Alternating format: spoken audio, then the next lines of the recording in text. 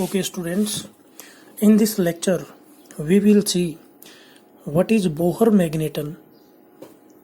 For that, we should know what are the basics of Bohr theory. Bohr theory said the electron revolve around the orbit in circular orbit. So this is one thing. The angular momentum is equal to nh cut. Okay, so what is h cut? This is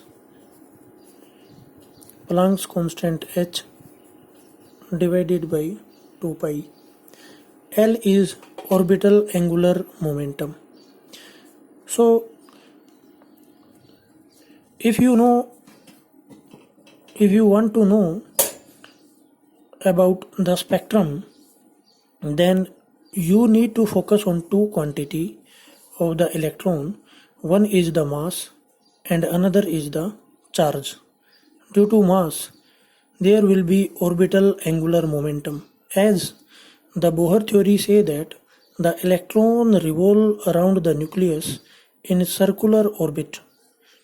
So there will be momentum, angular momentum, and due to the charge, there will be a current loop, and this current loop will behave like a magnet. There will be magnetic dipole moment. Okay, so due to the charge,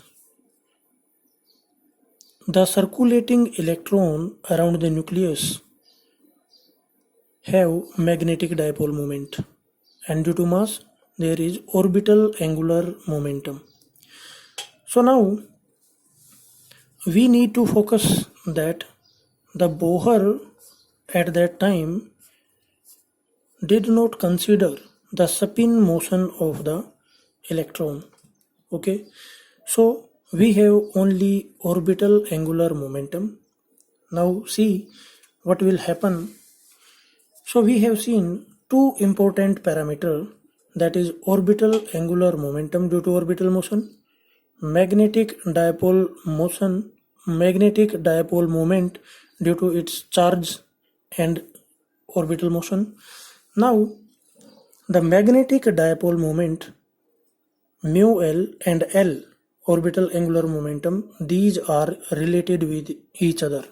So we want to find out how the magnetic moment and orbital angular momentum are connected with each other. So let us first see. You can start from here.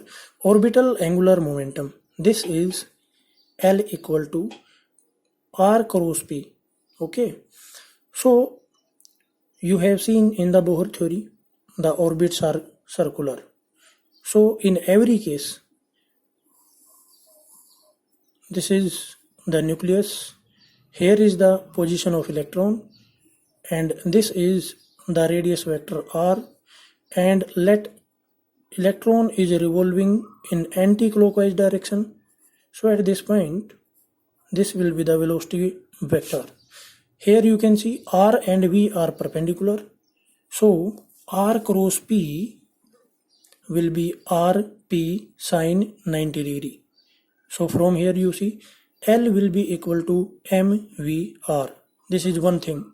And another thing you need to see is, due to the charge, there will be magnetic dipole moment. Okay, and to find the magnetic dipole moment, you will find the current in the loop and multiply it by the area. Dekho, this is the magnetic dipole moment, which is given by the product of the current and the area.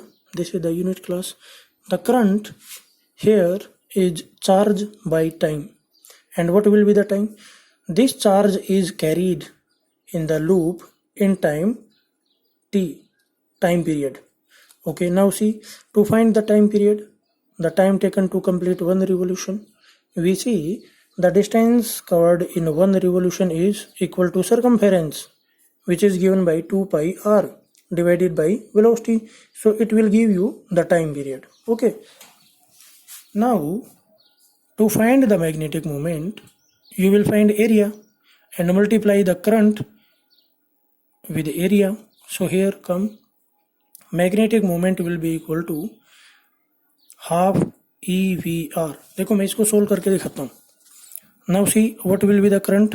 This will be equal to the charge divided by the time period, which is here 2 pi r by V. So we will go in the denominator here, and from here you can write it in numerator. Okay, so this is the current, and if you multiply it by area, that is pi r square, then pi will cancel, all r will cancel, and you will get half EVR. So this is the magnetic moment. So here you see VR is there, and in angular momentum also, orbital angular momentum, VR is there.